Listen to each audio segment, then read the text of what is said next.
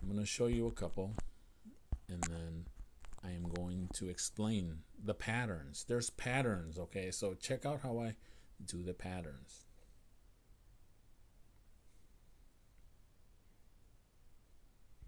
Now this one is an adverb and verb. The adverb is the first one, deeply. Regret is the noun. Is the verb, sorry. Deeply regret. That means that you feel bad about something, like you regret saying something. Like he deeply regretted what he'd said. So he regrets, he feels sorry or bad about what he said. Deeply. Deeply is an adverb that gives you a lot of meaning. It sort of emphasizes that you deeply regret. Let's move on to the next one. Greatly admire. Greatly is an adverb that means a lot. Admire, okay? I greatly admire anyone who can combine a career and a family. Okay, so greatly admire. Greatly admire. So that's a collocation, adverb and a verb, action. Okay, adverb and verb.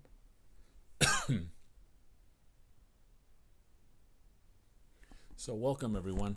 So if you just joined me, I want to explain what a collocation is. Collocation is a group of words that native speakers like me have got used to that are very useful.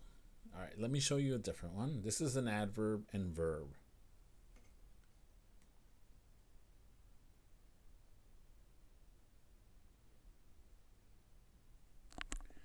Now this one is adverb and verb. Thoroughly approve.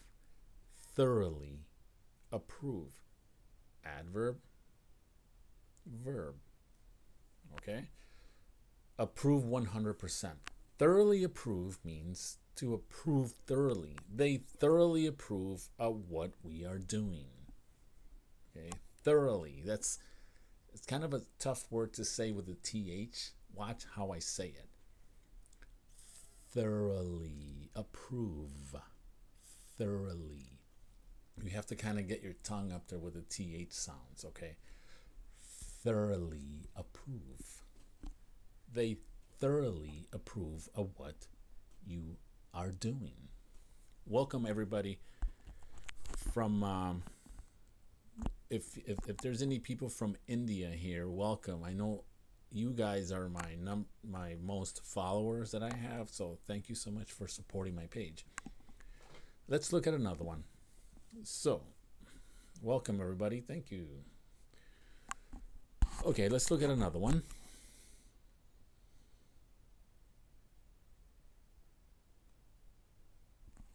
All right, this is a good one.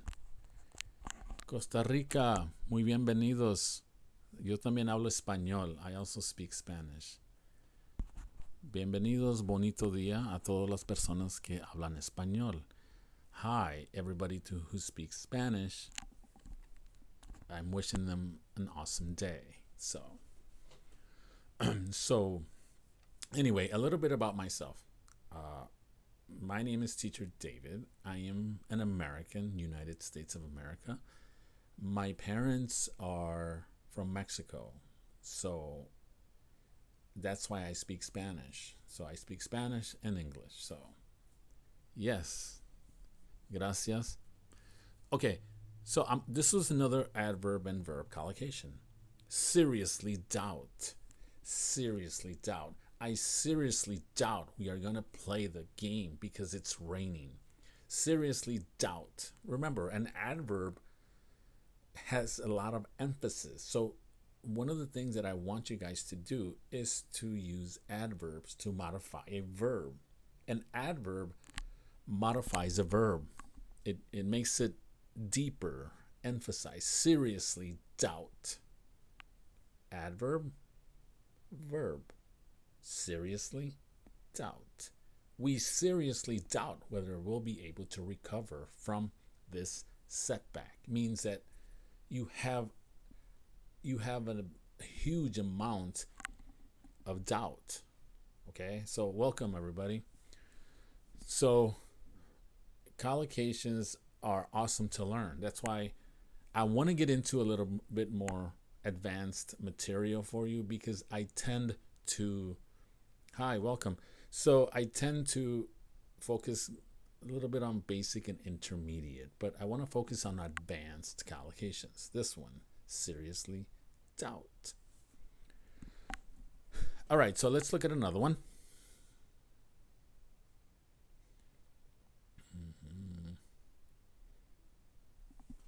Totally agree. Totally is the adverb. Agree is the verb. You agree. I totally agree with everything you've said. I totally agree with your idea. So learn to use collocations, because they not only help you learn more complex material, but it makes you improve your English language proficiency. I totally agree with that idea. I totally agree with you.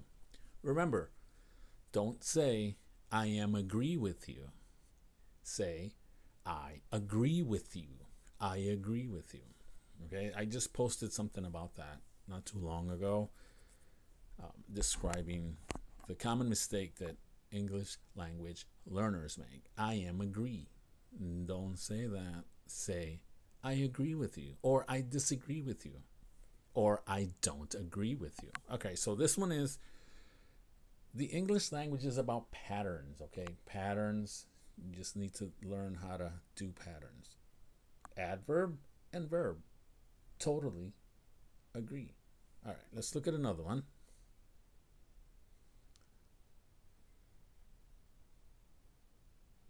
All right, this is a different pattern now.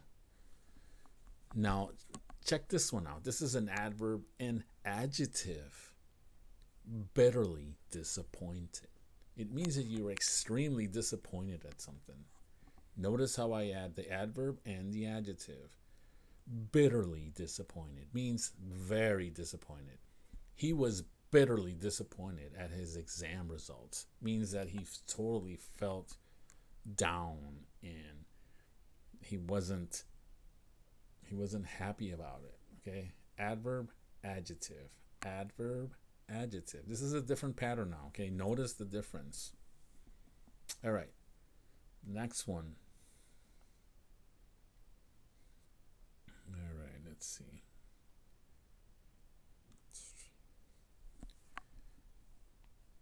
All right, now this is a different one. Adverb, adjective. Conveniently located. Conveniently located. Located in a good position. Okay? Conveniently located. Located in a good position.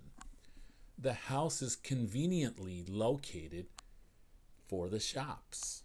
It means that it's located in a good position. Conveniently located. All right, next one. Let's see. All right, this is a popular one right here. This is a really good one. Highly likely or unlikely. Adverb, adjective. It's highly unlikely that we'll have a holiday this year. It means it's not going to happen. Unlikely means that the probability is that it's not going to happen. Highly likely means it could happen and it might happen. The probability is high. If you use, it's highly likely that I go for a bike ride this morning because the weather is nice. Okay, notice how I always extend my sentences. When you hear me say extend, it means I add things to my sentences. I add elements to my sentences, okay? It's highly unlikely that I'll go for a walk this morning because it's raining. All right? Highly unlikely. Excuse me. So let's look at this one. Adverb, adjective. Adverb, adjective. Adverb, seriously ill. seriously ill. She's seriously ill in the hospital.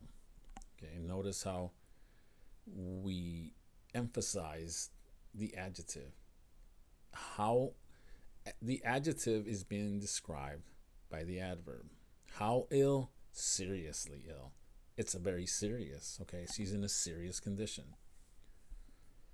So that's one of the things that I teach to my students is that learn to use adverbs or adjectives to describe something. For example, if I say, the black cat ran across the street. Okay. What type of cat? The big black cat gently ran across the busy street. You notice how I add all those words in there? That's one thing that it's a skill that you have to acquire, that you have to sort of master in terms of adding things to your sentences. Okay? All right, let's move on to the next one.